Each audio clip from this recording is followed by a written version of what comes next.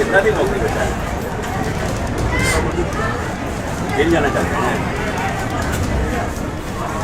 इतना शिकायत है आपका पब्लिक का, गलत काम करिएगा FIR भी करवाएंगे और गिरफ्तार करा के जेल भेजेंगे। बाद में सरकार के यहाँ प्रपत्र का गठित होगा।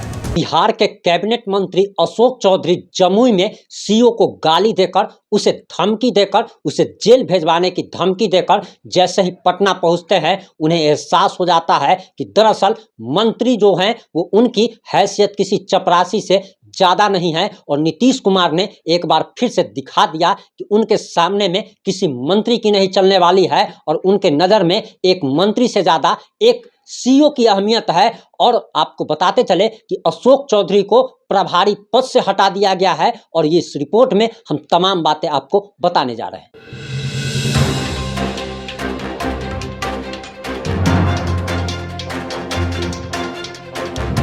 नमस्कार, मैं प्रिंस कुमार सिंह और आप देख रहे हैं पॉजिटिव इंडिया। अगर अभी तक आपने चैनल को सब्सक्राइब नहीं किया है तो खबरों से अपडेट रहने के लिए कृपया चैनल को सब्सक्राइब कर लीजिए और जो लोग ऑलरेडी कर चुके हैं उन तमाम लोगों को सही हृदय धन्यवाद। अब आते हैं मुद्दे।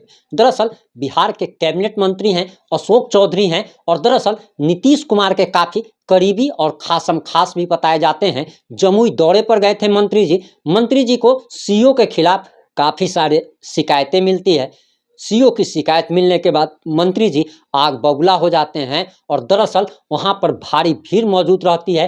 डीएम साहब मौजूद रहते हैं, एसपी साहब मौजूद रहते हैं, यानी कि पूरा का पूरा प्रशासनिक अमला वहां पर मौजूद रहता है। हजारों लोगों की भीड़ रहती है और इसी दौरान अशोक चौधरी जबकि बिहार के कैबिनेट मिनिस्टर हैं, दरअसल आग बबूला हो जाते हैं, सीओ की शिकायत पर नाराज हो जाते हैं और हजारों लोगों के सामने में पुलिस और प्रशासनिक अमला के सामने में ही सीओ को धमकी भरे लहजे में नौकरी से निकलवाने की धमकी दे देते हैं। और इतना ही नहीं, साफ साफ कह देते हैं कि आपको हम जेल भेज देंगे और आपको बेल तक मिलना मुश्किल हो जाएगा। और सबसे बड़ी बात तो यह है कि जैसे ही ये धमकी सीओ साहब को मंत्री अशोक चौधरी देते हैं, उसके बाद जमुई से जैसे ही वो पटना लौटते हैं और पटना उनके लौटने से पहले ही जमुई के प्रभारी पद से उन्हें हटा दिया जाता है। उनका एक लेटर जारी हो जाता है और नीतीश कुमार एक बार फिर से मंत्री को उसकी हैसियत दिखा देते हैं कि मुख्यमंत्री के सामने में मंत्री की कोई हैसियत नहीं है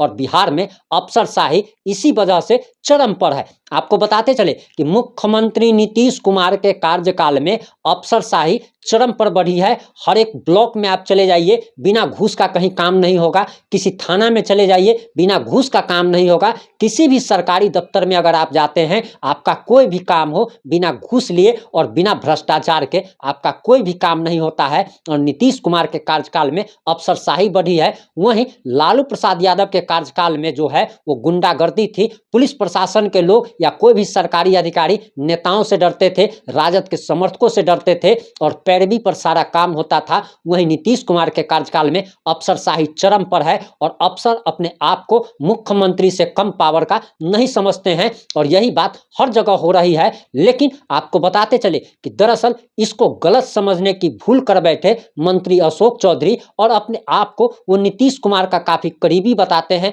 काफी खासम खास बताते हैं और उन्हें लगा था कि वो सीओ को कुछ भी कह देंगे और उन पर कोई कार्रवाई नहीं होगी। वो अपने आप को कैबिनेट मिनिस्टर समझने लगे थे।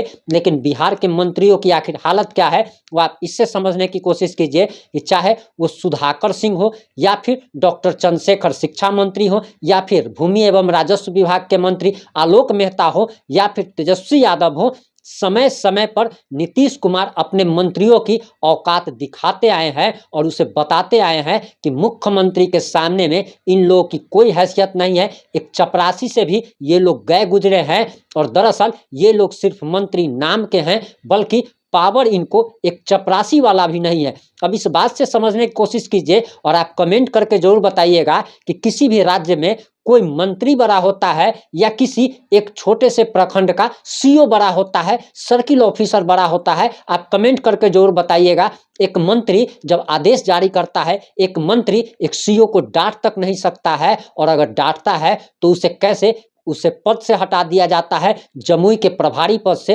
अशोक चौधरी को हटा दिया गया है और इसी के साथ ये चर्चा जोरों पर चल रही है कि मुख्यमंत्री नीतीश कुमार भले ही महागठबंधन में शामिल हो, लेकिन अगर कोई भी मंत्री, चाहे वो राजद कोटे का हो या जेडीयू कोटे का हो, कोई भी मंत्री अगर अपना पावर दिखाने की हैसियत दिखाएगा, अपना पावर दिखाएगा, तो उसके पर कतर दिए जाएंगे। और नीतीश कुमार अक्सर अपने मंत्रियों के पर कतरते आए हैं।